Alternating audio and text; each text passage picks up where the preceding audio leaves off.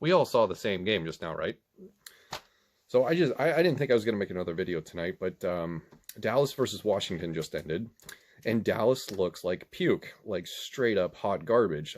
Washington came in Dallas's home stadium and blew them out. It took a while for it to transpire, but they own Dallas this year. Like, holy cow. Um, so I mean, the fact that I'm don't even know why I sat down to watch this game, but I guess I was like, well, it's the last one on Thanksgiving Day, might as well. Let's see what Antonio Gibson and Terry McLaurin look like. And both those guys had a great game. Antonio Gibson is awesome. Finally glad that they've entrusted him with the workload that they gave him today.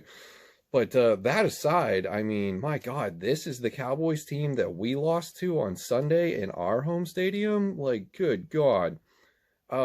I'm sorry, but I was a little, you know, sort of in check with the emotions after that loss, but seeing this transpire against a team that is arguably worse than the Minnesota Vikings doesn't give me a lot of confidence that that statement is true. I mean, because you look at the makeup of the Washington football team, they've got a lot of similarities on offense, pretty decent running attack, a quarterback who is not asked to do a lot, but still is able to make some decent plays. Star wide receiver Terry McLaurin.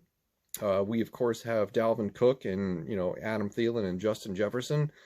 And I guess the key difference is the defense, and that comes back on Mike Zimmer, because if you look at what the Washington defense did today, especially the front seven, they got after Andy Dalton pretty significantly. Now, I know that there's quite an apples to oranges comparison here, right? Because they have Chase Young, they have Ryan Kerrigan, they have Montez Sweat, we have DJ Wanham, we don't have Daniil Hunter, we don't have Anthony Barr. But those are excuses, right? At the end of the day, you have to play who you have. You're going to suffer attrition throughout the season. There is a reason that you are a head football coach, and your specialty is defense. It's supposed to be good. That we keep coming back to that quote at the beginning of the year. Oh, I've never had a bad defense. You let Andy Dalton look great against you, and he looked terrible tonight. So it's kind of embarrassing by association, because that loss to Dallas is still fresh in everybody's mind because it happened 4 days ago. My nose is real itchy right now. But yeah, anyway, so a little bit tilted after watching that. I didn't think that was going to happen, and it sure did. They, 41-16, and they beat us by 3 points 4 days ago. So that's really not good. So I like I said, with the whole defensive thing with the players and the injuries aside, Mike Zimmer got outcoached by Mike McCarthy. I mean, give me a break. I mean, I don't know if you guys read the story, but I read the story the other day about how Mike McCarthy pumped up his team by pretending to be William Gallagher in the locker room by smashing watermelons with a sledgehammer. And I guess they ran out of watermelons in Dallas this week, but yeah, that fake punt that McCarthy called, god awful, just absolutely atrocious. Worst time to do it too. He spends the year studying analytics, and he just absolutely doesn't know what to do. It's ruined him. He should forget everything he learned in his year off in 2019 and go back to what he did in Green Bay. Yeah, I mean, the Ezekiel Elliott was terrible against this team. He didn't play well against us, but they still had a good running attack, rotating in Tony Pollard. And, they gashed us for a couple of runs, and Chris Jones made that business decision where he just olayed the one run. And, yeah, so the difference is, in this game, in my opinion, is the defense.